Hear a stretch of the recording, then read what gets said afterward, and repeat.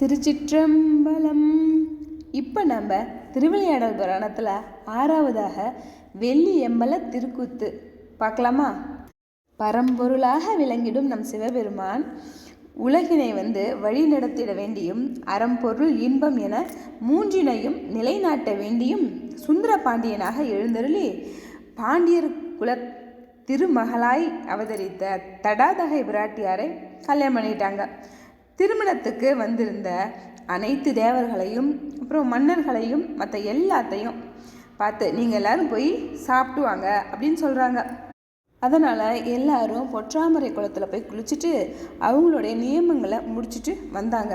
அப்போ பதஞ்சலி முனிவரும் வியாக்கிர பாரத முனிவரும் சிவபெருமானாகிய சுந்தரேஸ்வரரின் திருவடியை வணங்கி, இறைவா, பொன்னம்பலமாகிய சிதம்பரத்தில் நீங்கள் நடனம் ஆடுறதை பார்த்ததுக்கு அப்புறம்தான் சாப்பிட்றது எங்கள் நியமம். அதனால் எப்படி நாங்கள் இப்போ சாப்பிட முடியும் அப்படின்னு கேட்குறாங்க.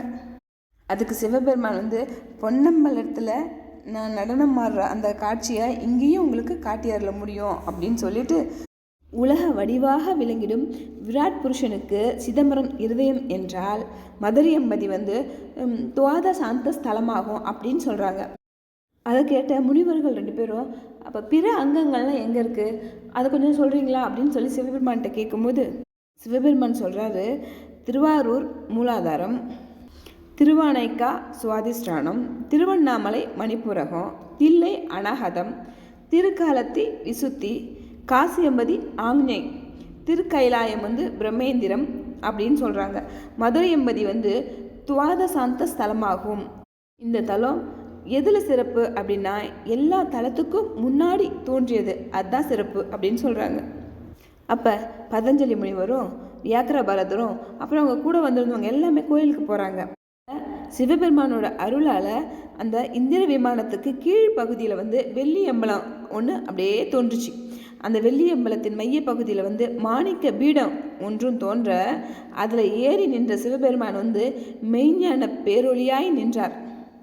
மொத்தை தன்னுமைகளை சிவகணங்கள் முழங்க, நந்திதேவர் மத்தளம் கொட்ட, திருமால் இடக்கை முழங்க, தும்புருவும் நாரதரும் இசை பாட, கலைமகள் சுருதி கூட்டினார். அப்போ சிவபெருமானுடைய தூக்கிய திருவடி குவிந்த செந்தாமரை மலரினை போல இருந்துச்சான். வலது 5 கரங்களில் அபயஹஸ்தத்தில் திரிசூலமும் ஏனைய 4 திருக்கரங்களில் உடுக்கை, அம்பு, வாள், மழு ஆகிய 4 இருந்துச்சான்.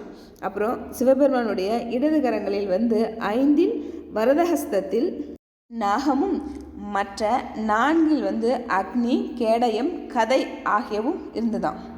அவரோட காதில் சங்கு குண்டலங்கள் இருந்துச்சான். அப்புறம் விரிந்த செஞ்சடையும் வெந்நீர் அணிந்த திருமேனியும் விரிகமல நயனங்கள் 3 இடையில் அணிந்த அரவக்கச்சையும் நீலமேனி வாழிழை பாகமும் அன்னை உமையவள் மீது பதித்திட்ட திருப்பார்வையும் திருநகையும் தோன்றுமாறு சுந்தரேஸ்வரர் திரு நடனம் புரிந்தார். அப்போ கங்கை வேகமாக பாய்ந்திடும் ஒளியும், மங்கள டமரகத்து ஒளியும், மந்திர ஒளியும், வேத ஒளியும், அங்கை தீயின் ஒளியும், திருவடி சிலம்பு ஓசையும் என அனைத்தும் ஒரு சேர ஒலித்தன.